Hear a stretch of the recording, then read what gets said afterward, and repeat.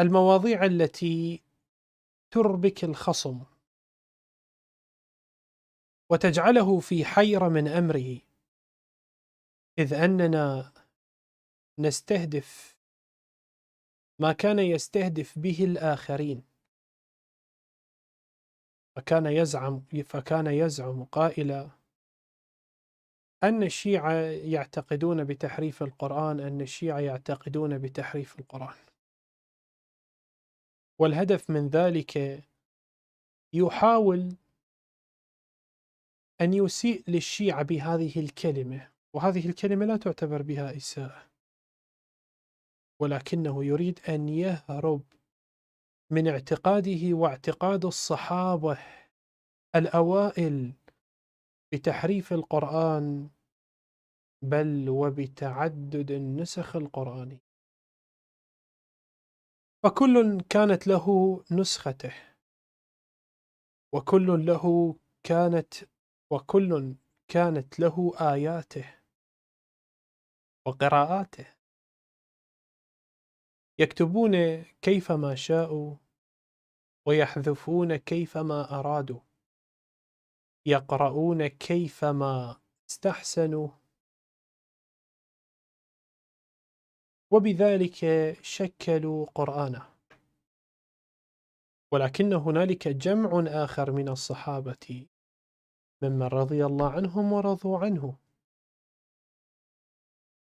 كانت لهم آيات أخر. هذه الآيات ما مرتبطة بالناسخ والمنسوخ، بل أنها كانت آيات في كتاب الله. الهروب لن ينفعكم، لأن التحريف واضح في كتبكم، وأنا بدوري قد جئت بآيات حرفت من كتبكم، مسحت حذفت من كتبكم، آيات لصحابة أجلاء، آيات لصحابة أجلاء، آيات لم تذكر بالقرآن، كانت موجودة في مصحف الصحابة. كل صحابي كانت له آيات تختلف عن الثاني. أضرب لك مثالا.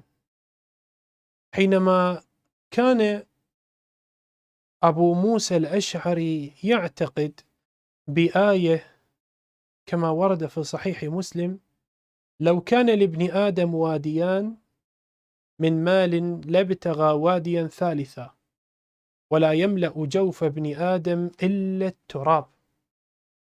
هذه الآية ذكرها مسلم في صحيحه، تعود إلى صاحب الخبيرة عائشة أبو موسى الأشعري. وضحوا لهم الآية بارك الله بك أخي المخرج. هذه آية الأشعري: لو كان لابن آدم واديان من مال لابتغى واديا ثالثا، ولا يملأ جوف ابن آدم إلا التراب. طيب، هذه الآية الأولى كانت في مصحف أبو موسى الأشعري، هذه آية، هذه أبو موسى كان يقرأها بالقرآن.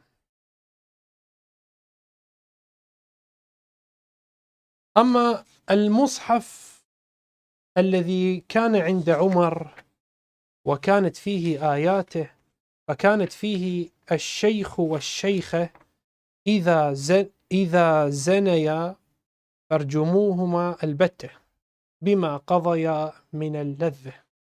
هذه آية كان يعتقد بها عمر بن الخطاب: إذا زنيا فارجموهما البتة. هذه آية يعتقد بها عمر بن الخطاب في كتاب الله. طيب، الآن نأتي إلى المصحف العائشي. عائشة كان عندها مصحف خاص بها. أما عائشة فعائشة لديها: حافظوا على الصلوات. وضحوها بارك الله. أحسنت. حافظوا على الصلوات والصلاة الوسطى وصلاة العصر. وصلاة العصر هي كلمتين قد سقطا من مصحف عثمان وثبتا في مصحف عائشة، حينما روى صاحب الصحيحين أن عائشة جاءت بخادم لها وأملت عليه أن يكتب مصحف، وقالت له ضع هذه الآية هكذا سمعتها من رسول الله. المصحف العائشة لم ينتهي إلى هذا الحد، عائشة كانت لها آيات أخرى. من أعظم الآيات وأكثر الآيات هي الآيات المشهورة، طبعا هي أنا أعتذر هي آيات مفقودة، ولكننا نستذكر هذه الآيات باسم السورة المباركة ألا وهي آيات رضاع الكبير، سورة رضاع الكبير، وهي سورة عظيمة ترضع الرجال رضعا فتشبعهم شبعا فينامون نوما سعيدا. آيات رضاع الكبير هذه نزلنا عشرة، حينما نزلنا 10 نسخن ب5. قالت عائشة نزلت آيات رضاع الكبير 10، يوم اللي أنا جربت أرضع الزلم ترضع 100، فأنا تعبت، فقلت لهم والذي فلق حفصة والذي صغر عكرمة إن الله عز وجل نسخ هذه الآيات ب5 رضعات مباركات مشبعات. السؤال هنا أن هذه آيات رضاع الكبير تعرضنا إلى النسخ، نعم نسخن ب5، أين آيات 10؟ ما موجودات لأنهن وقع عليهن النسخ. جيد، أين الآيات التي جئن بالنسخ ب5 المباركات اللائي قلنا أن عائشة ترضع 5 رضعات مشبعات؟ ماكو، لا ماكو. أنا الآن أمام نسخ، أنا قابل، يعني هم يعتقدون بهذه على الأساس كلاوات من كلاوات التحريف عندهم أنه النسخن. طيب جيد، إذا النسخن، إذا هذن الآيات تعرضنا إلى النسخ، جيد، 10 نسخنا ب5، أين الآيات 5 اللي أمرا برضاع الكبير؟ ما موجودات، تعرفن فقط عائشة من ذكرا في القرآن، بل كان في مصحف عائشة. هذا السؤال يرجع عليكم باللوم، ونقول لكم لماذا نبيكم لم يجمع القرآن؟ ماذا استفادت الأمة من نبيكم حينما لم يجمع القرآن؟ فأنا أحاسب نبيكم غير النبي محمد صلى الله عليه وآله وسلم خالق الكون. أما نبيكم عليه الصلاة والسلام هذا نبيكم نبي خاص، فلا يجوز لي أن أحاسبه كما يحاسبه النبي عمر وقال عنه مجنون يهجر.